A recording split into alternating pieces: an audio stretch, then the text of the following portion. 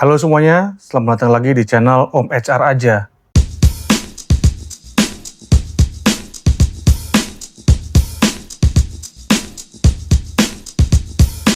Nama saya Raja, seorang bapak dua anak yang bekerja di dunia HR. Buat yang baru kali ini kesini, channel ini membicarakan masalah HR atau pekerjaan di dunia kerja. Kali ini, kita mau bahas program yang lagi hits banget, yang katanya bisa bikin mahasiswa langsung level up jadi profesional. Magang bersertifikat dari pemerintah. Kita sebut aja MSIB, Magang dan Studi Independen Bersertifikat. Tahun 2025 ini programnya buka lagi. Janjinya, pengalaman nyata, sertifikat sakti, gaji, kompensasi. Dan yang paling penting, konversi SKS yang dijamin. Kedengarannya kayak jackpot, ya kan? Tapi ya, namanya program masif pasti ada drama di baliknya. Hari ini, sebagai praktisi HR, saya mau bongkar 3 fakta kenapa program-program ini sering dicap belum siap atau zonk oleh sebagian peserta. Dan gimana caranya kita sebagai mahasiswa atau orang tua bisa hack program ini biar kita dapat manfaat maksimal. Tonton sampai habis, karena di akhir saya kasih 3 jurus praktis biar magang kamu nggak jadi tukang fotokopi. Memang ada banyak kendala dalam program ini, seperti website Magang Hub yang ngadat, nggak sinkron antara siap kerja dengan Magang Hub, pro kontra gaji setara UMP, dimana ya ada yang ngerasa lulusan sarjana kok gaji UMP, atau seperti potensi misuse. Contohnya sebetulnya outsource, tapi dipoles seolah-olah magang biar nggak bayar lebih. Dan kontroversi-kontroversi lainnya. Tapi menurut gue sih yang penting pengalaman kerjanya beneran dapat. Jadi kita nggak bahas itu. Di luar kontroversi yang tadi disebut, kenapa program ini begitu diminati? Pemerintah, khususnya Kemendikbud lewat MSIB, punya niat baik banget. Mereka tahu ada gap besar antara apa yang diajarkan di kampus sama kebutuhan di lapangan. Jadi, tujuannya adalah, yang pertama pengalaman nyata, mahasiswa diajak langsung kerja di perusahaan top, atau mitra MSIB, atau BUMN. Yang kedua, dapat sertifikat yang diakui dan bisa jadi value di CV. Yang ketiga, ya duit jajan. Ada kompensasi, allowance, atau uang saku. Siapa yang nggak mau? Tapi di balik niat baik itu ada PR besar yang bikin program ini sering banget jadi bumerang.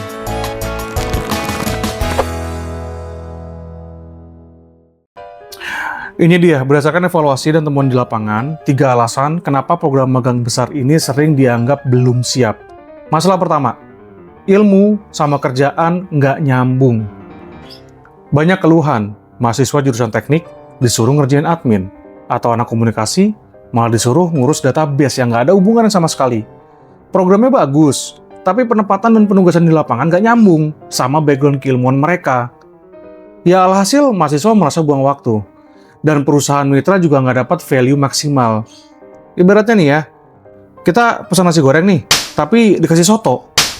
Enak sih, tapi bukan itu yang dicari. Masalah 2, mentoring seadanya dan eksploitasi terselubung. Ekspektasinya mentor hands-on, tapi realitanya mentor ghosting.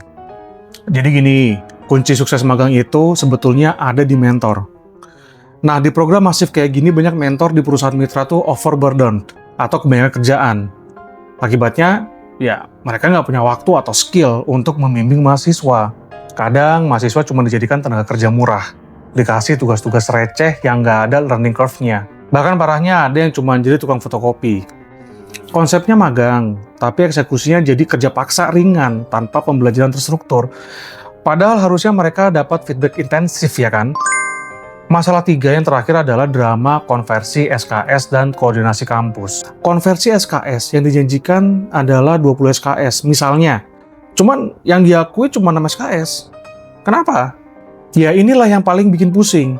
Janji manisnya magang 6 bulan itu setara 20 SKS atau 1 semester. Tapi di lapangan sering terjadi gap antara kebijakan pusat atau Kemendikbud dengan kebijakan kampus masing-masing.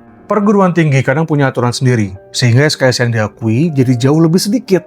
Belum lagi urusan birokrasi, laporan, dan sinkronisasi nilai. Ya inilah, jadi mahasiswa dilema, mau fokus magang, atau fokus ngurus administrasi kampus.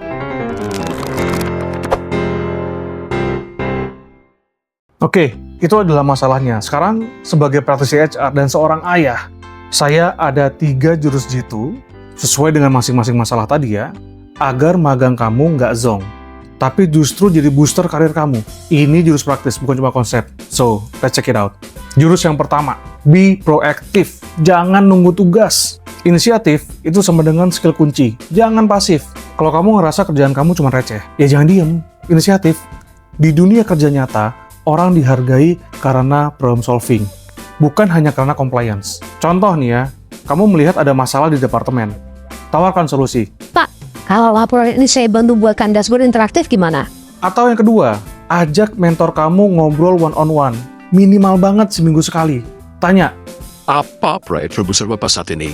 Boleh nggak saya bantu di sebagai kecilnya aja? Dan yang terakhir, untuk nunjukin kamu proaktif. Misal nih ya, kamu anak akuntansi, tapi di tempatnya di marketing, ya udah. Pelajari tools marketing mereka. Siapa tahu kamu malah jadi unicorn yang mengerti finance dan marketing sekaligus. Win-win? Sekarang kita masuk ke jurus kedua.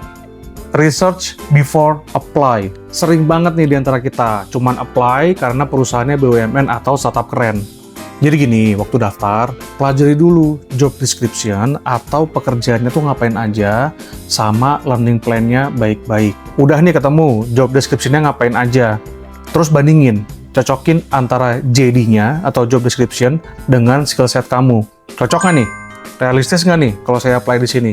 Kalau masih nggak yakin juga, ada jurus kedua, yaitu cari alumni. Sekarang teknologi udah maju banget. Gampang aja cari alumni MSIB dari batch sebelumnya di LinkedIn yang pernah magang di perusahaan atau posisi yang sama. Kirim pesan yang sopan, tanya pengalaman mereka. Ini namanya validasi data lapangan. Kalau mereka bilang, Nggak bro, gua cuma nganggur 6 bulan. ya udah, mending cari tempat lain. Jurus ketiga, yang terakhir, ini masalah SKS nih ya, yaitu koordinasi dengan dosen wali sejak hari pertama. Ingat ya, dosen wali itu sama dengan partner, bukan lawan. Ini penting buat meredam drama SKS. Sebelum kamu tanda tangan kontrak magang, temui dosen wali atau koordinasi magang di kampus kamu. Bawa dokumen, tunjukin learning plan dari perusahaan mitra, tanyakan secara spesifik. Bapak, Ibu, dari Buplaskas ini, mata kuliah mana saja yang akan diakui penuh? Kalau sudah, buat kesepakatan tertulis. Pastikan ada kesepakatan yang jelas. Dengan begitu, kamu magang dengan tenang, tahu persis output akademis yang harus kamu capai.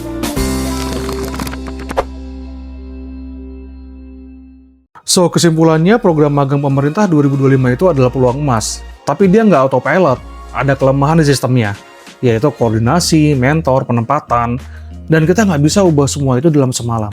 Tugas kita sebagai profesional muda atau orang tua yang mendukung anak-anak kita adalah mengambil kendali.